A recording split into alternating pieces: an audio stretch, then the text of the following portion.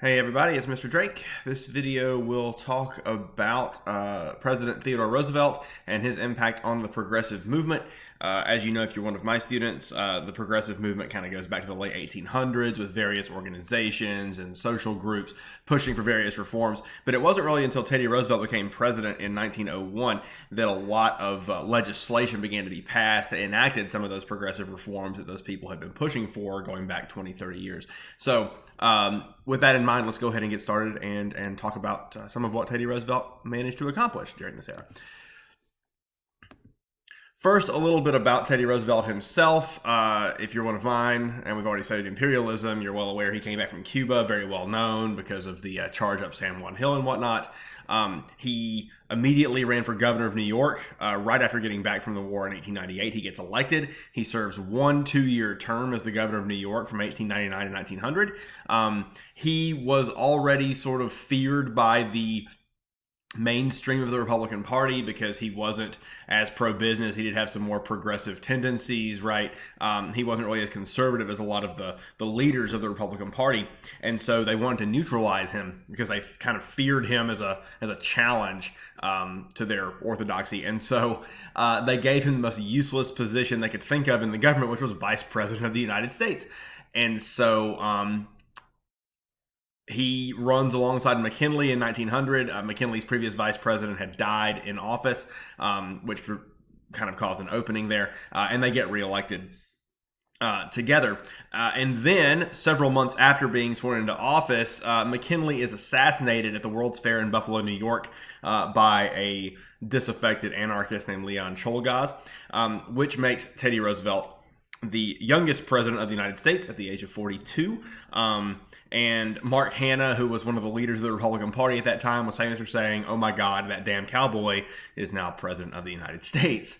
So as you can imagine, the Republicans who thought this was going to basically neuter Teddy Roosevelt, as it were pretty concerned about the direction the party was going to go with him in office. So one of the first big things he undertakes is trying to regulate industries. He referred to this as the square deal, the idea that everyone in America deserved a square deal from the government, and everyone should relatively be treated fairly. No one should have a leg up over other people, that kind of thing.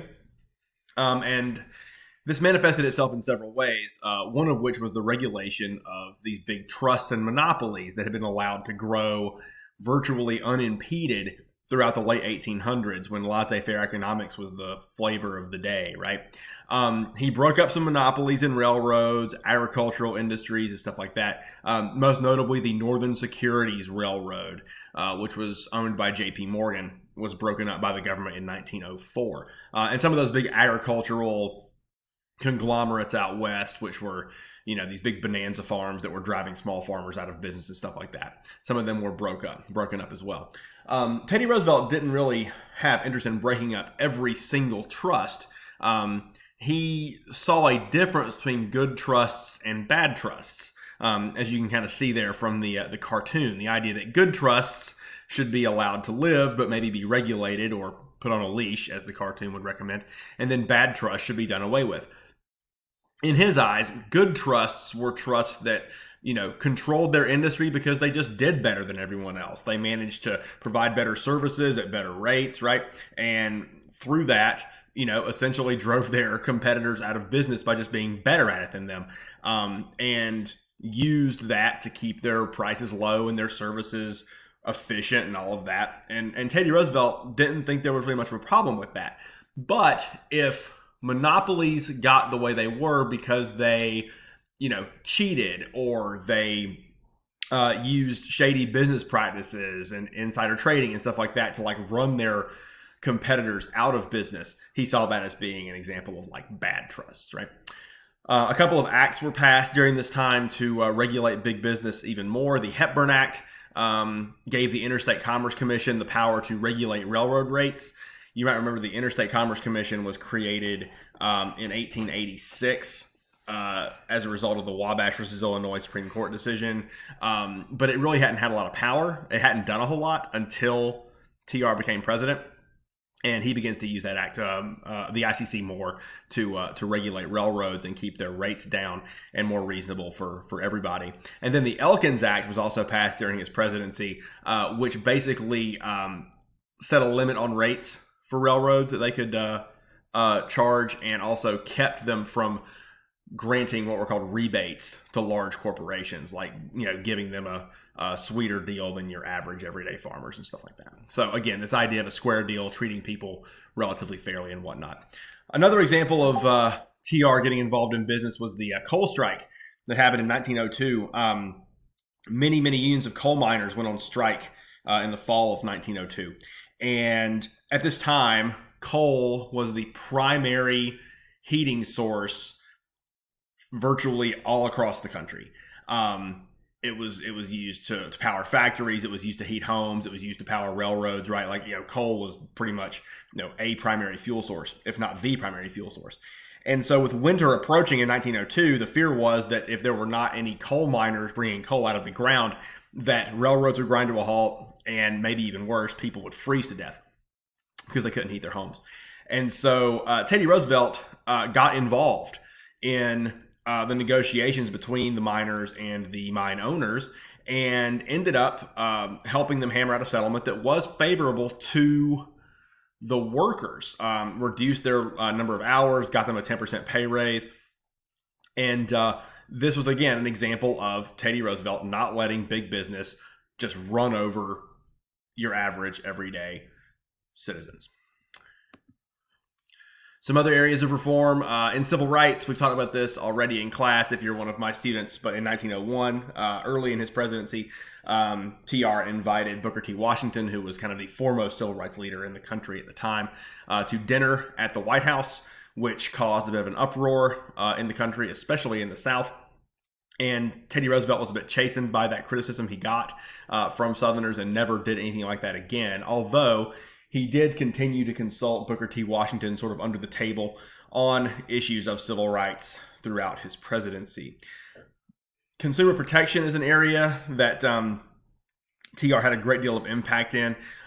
This was spurred along by the publication of several exposés in magazines or in books about bad conditions in meatpacking factories and on farms and stuff like that, that had been published in the early 20th century. But the most notable one was a book published in 1906 by Upton Sinclair called The Jungle, that was about a family of Lithuanian immigrants who moved to Chicago after immigrating to the United States, and they got jobs in a meatpacking factory, which, again, Chicago was meat butcher to the world at the time, right?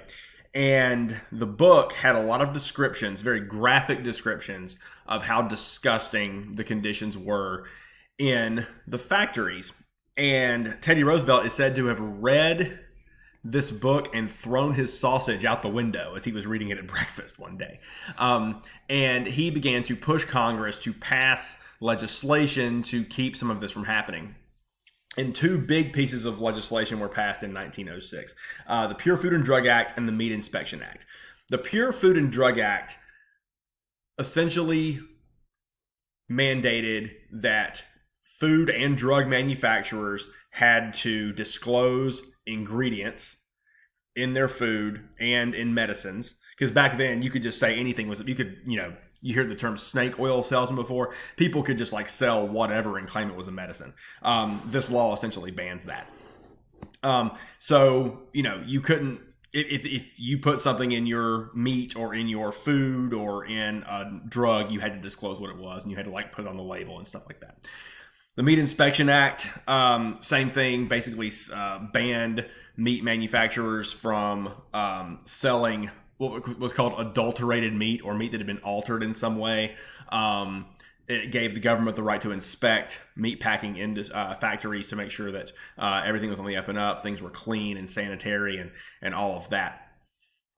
So as a historian, I think it was Douglas Brinkley one time said, every time you eat a cheeseburger and can be relatively certain it won't kill you, you can thank Teddy Roosevelt for passing those laws at the time.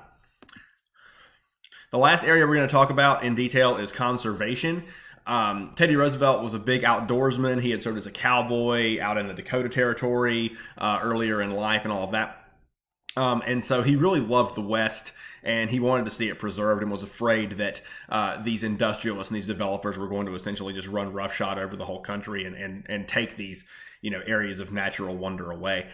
His two goals were, one, to preserve the environment in the West, but also making sure that all people had access to natural resources, that it wasn't all just taken by these big corporations and stuff, right? That all people had access to the resources that the West could offer them.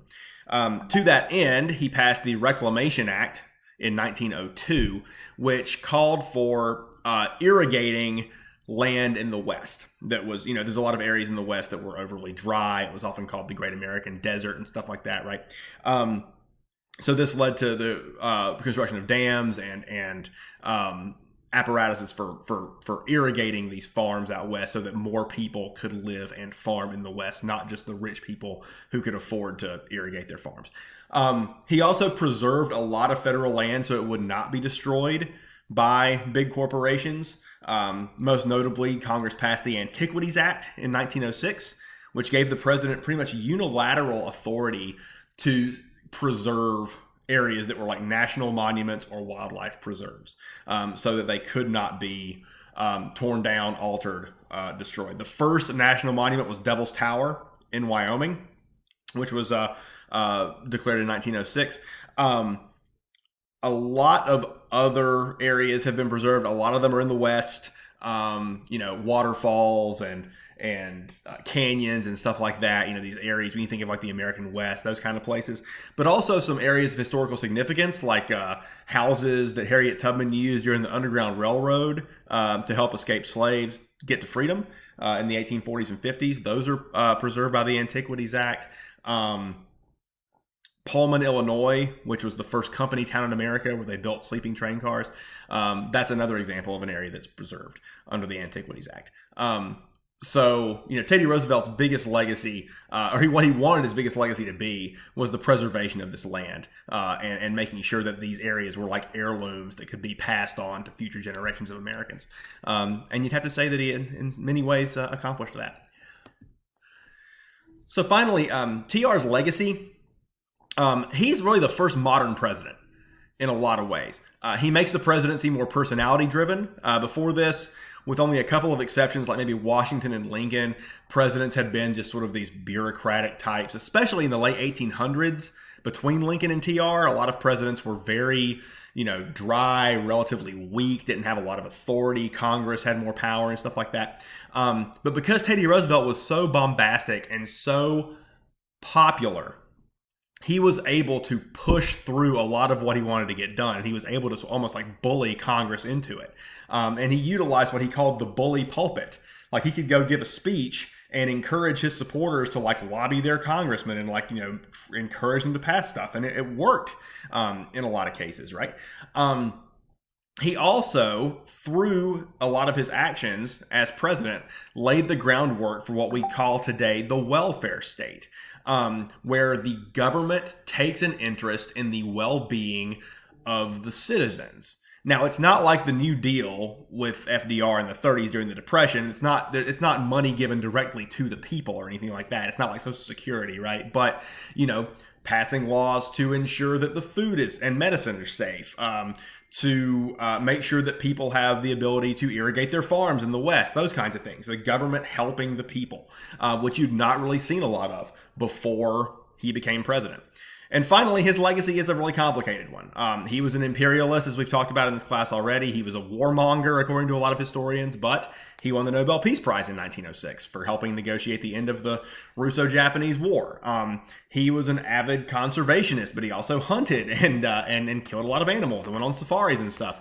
And despite the fact that he was a Republican, which back then were very conservative and pro-business for the most part, he sort of bucked that trend as well.